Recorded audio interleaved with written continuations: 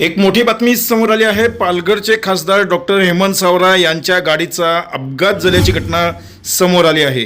ही दुर्घटना आज सकाळच्या सुमारास घोडबंदर रोड येथे नायगाव पोलीस ठाण्याच्या हद्दीत घडली। खासदार सावरा यांची गाडी रॉंग साईडने येत असताना समोरून येणाऱ्या डंपरने जोरदार धडक दिली। या धडकेत गाडीचे मोठ्या प्रमाणावर नुकसान झाले असून सुदैवाने डॉक्टर सावरा यांना कोणतीही दुखापत झालेली नाही। मात्र या अपघातात त्यांच्या चालकाला किरकोळ दुखापत झाली आहे। अपघाताच्या वेळी खासदारांची गाडी मुंबईहून गुजरातच्या दिशेने जात होती, तर डंपर मुंबईच्या लेनवरून येत होता। याच दरम्यान दोन्ही वाहनांची समोरासमोर जोरदार धडक झाली। घटनेची माहिती मिळताच नायगाव पोलीस तत्काळ घटनास्थळी दाखल झाले असून पुढील तपास सुरू केला आहे।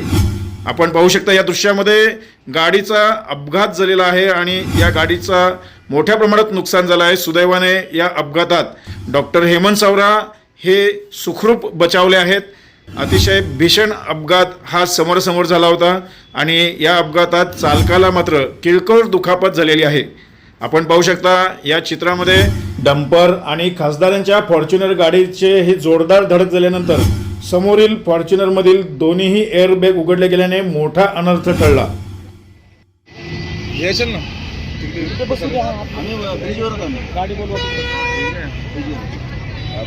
सर, आपका तबीयत ठीक है ना? कुछ लगा नहीं ना आपको? मुझे नहीं लगा।